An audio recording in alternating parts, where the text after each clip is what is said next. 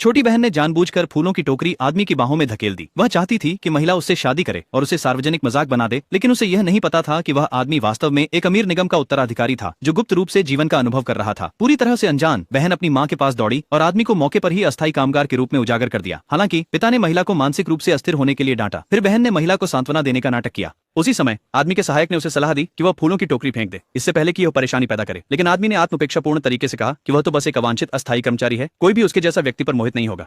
लेकिन इससे पहले कि वह खत्म कर पाता, महिला उसके पास चली गई, क्योंकि उसे याद आया कि उसने अपने पिछले जीवन में फैक्ट्री निदेशक के बेटे से शादी की थी। बाहर से वह एक खुशहाल जीवन जी रही थी, लेकिन वह लगातार उसके द्वारा परेशान की जाती थी और अंततः अपनी ईर्ष्यालु बहन द्वारा एक चट्टान से धक्का दे दिया गया। किसी तरह दोनों उसी दिन पुनर्जन्म ले आए जब पति चुनने के लिए फूलों की टोकरी उठाई जा रही थी। बहन आगे बढ़ी और फैक्ट्री डायरेक्टर के बेटे को चुना, फिर जानबूझकर महिला को धक्का दिया जिससे उसकी फूलों की टोकरी आदमी की बाहों में गिर गई। लेकिन महिला ने उसे देखा और पूछा, क्या तुम मुझसे शादी करने के लिए तैयार हो? आदमी सदमे में जम गया। ये देखकर कि वह उसके पैसे के पीछे नहीं थी, उसने बिना झिझक सहमति दे दी। पिता ने देखा कि महिला कितनी दृढ़ थी और अनिच्छा से मान गए।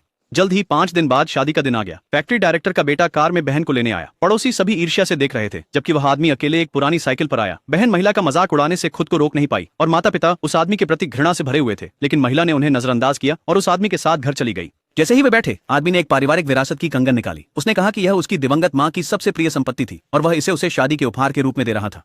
उसे यह नहीं पता था कि कंगन न केवल महंगा था, बल्कि उसकी अमीर पहचान का प्रतीक भी था। जल्द ही महिला के लिए अपने माता पिता के घर जाने का समय आ गया। वह आदमी के साथ जाने ही वाली थी, लेकिन दरवाजे पर लग्जरी कारें खड़ी देखीं। अंदर के लोग बाहर आए और आदमी का सम्मान के साथ अभिवादन किया। अपनी पहचान छुपाने के लिए उसने उसे बताया कि वे सिर्फ उसके दोस्त हैं। उसने कहा कि वह आगे बढ़ेगी और अपने माता पिता के घर पर उसका इंतजार करेगी। उसके जाने के बाद आदमी को पता चला कि पुराने मास्टर गंभीर रूप से बीमार हैं और अस्पताल में भर्ती हैं। इसलिए उसने अपने सहायक से अपने ससुराल वालों के लिए उपहार तैयार करने को कहा और वह खुद अस्पताल की ओर दौड़ पड़ा। इस बीच महिला अपने माता पिता के घर लौटी, केवल यह देखने के लिए कि उसके माता पिता फैक्ट्री के निदेशक के बेटे का खुशी खुशी स्वागत कर रहे हैं। उसके पिता ने उसके द्वारा लाई गई 2 शराब की बोतलें तोड़ दी और गुस्से में उसके चेहरे पर थप्पड़ मारा। फिर बहन ने उसके हाथ से कंगन छीन लिया ताकि उसे अपमानित कर सके और कहा कि चूंकि महिला को शराब देना पसंद है, उसे इसका सही स्वाद चखना चाहिए। उसने दूसरों को बोतलें तोड़ने का आदेश दिया और कहा कि अगर वह महिला कांच के टुकड़ों पर रेंगती है तो वह उसे कंगन वापस कर देगी। ये जानते हुए कि यह आदमी की मां की आखिरी निशानी थी, महिला ने बिना झिझक के सहमति दे दी। इस बीच आदमी अपने लोगों के साथ वहां पहुंचा। तब तक महिला पहले ही कांच पर रेंगकर कंगन ले चुकी थी, लेकिन बहनों ने उसे अपमानित करना जारी रखा और यहाँ तक कि उसे मारने की धमकी भी दी। जैसे ही उसने हाथ उठाया, आदमी अपने दोस्तों के साथ समय पर पहुंच गया।